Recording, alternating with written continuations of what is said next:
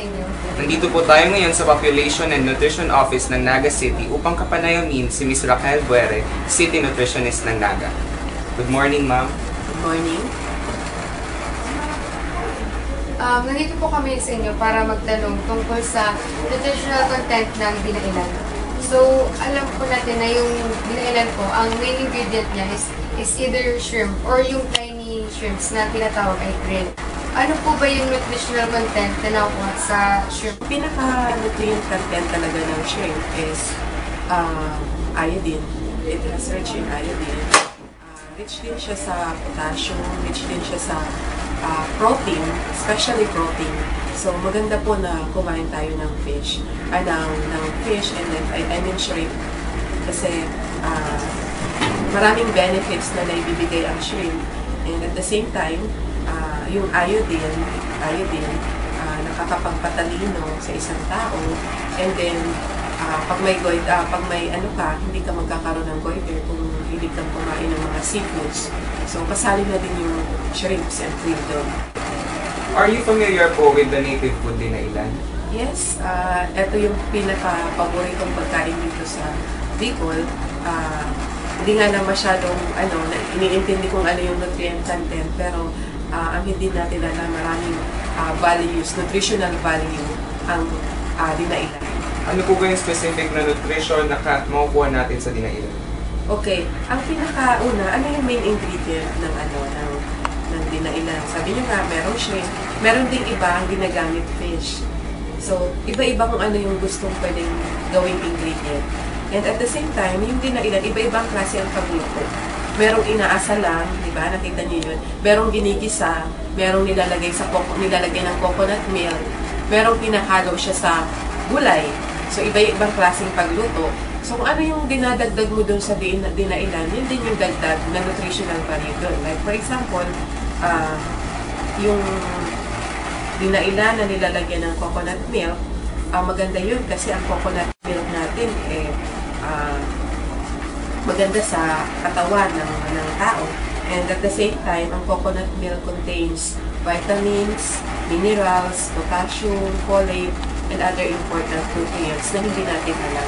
So, ang alam natin, base sa ibang mga pagsasabi ng ibang mga tao, lalo na dito sa Bicol, na pag sobra yung pagkain mo ng coconut milk na ininahalo nga sa dinailan, nagkakaroon daw ng sakit sa puso, or nagtataas yung level ng yung sa blood pressure nila, hypertension. Pero hindi nila alam na yung coconut milk is a good source of other nutrients na hindi natin nakikita. Sabi ko nga, ang coconut milk rich in vitamins, high in iron, magnesium, potassium, vitamin C, vitamin E, K, thiamine, vitamin B6, niacin, calcium, and pantothenic acid. And at the same time, depende kung lalagyan mo yung dinailan ng pineapple chunk. So, kung nilagyan mo siya ng pinya, meron siyang vitamin C, high in fiber siya. Okay, pag nilagyan mo naman siya ng meat, yung giniling na meat, high in protein siya. So, depende sa kung anong klase mo lulutuin ang dinailan. Ano naman po yung sa tingin nyo pinaka-healthy or pinaka-makapagbibigay ng nutrisyon sa isang tao pag kuhain ng dinailan? Okay, sabi ko nga, depende din sa pagluluto. Dahil for example, kung iaano mo lang siya, iaasal mo lang yung inaasal, diba? Wala ding halong ibang pagkain. Wala din siyang halong protein. Wala siyang halong meat, diba? So, kung halimbawa naman, dinailan na may coconut milk, hinaluan mo siya ng iba pang pagkain, di syempre, madadagdagan yung nutritional value ng isang pagkain na ilan. Ano po bang mga health disadvantages natin? Actually, meron ding disadvantages ang dinailan kasi salty siya. Diba?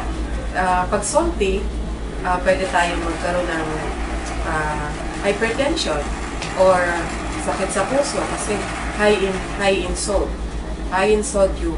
So, pwede tayong magkasakit sa kidney kasi kung grabing salt yung nilagay natin sa fermented doon sa dinailan mismo. So, yun yung mga pwede maging result. To top it all po, ano pong masasabi niyo tungkol sa dinailan? Okay. Actually, siguro, i-promote natin yung dinailan dito especially sa Naga City, no? Na hindi nakikita yung kahalagahan ng dinailan dito sa ating lugar. Meron siyang mga nutritional value na makakatulong din sa tao. Lalo na yung main ingredient na shrimp, and then yung pag-promote natin ng coconut milk dito sa lugar natin. Kasi sinasabi ng iba na pag sobra naman kapag meron daw coconut milk, pwede tayong ma-high blood, gano'n.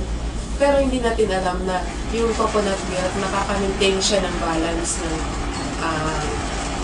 cholesterol sa katawan natin. Sana i-promote natin yung dinailan. Sana makita na ng ibang tao kung ano yung kahalagahan ng dinailan sa ating katawan.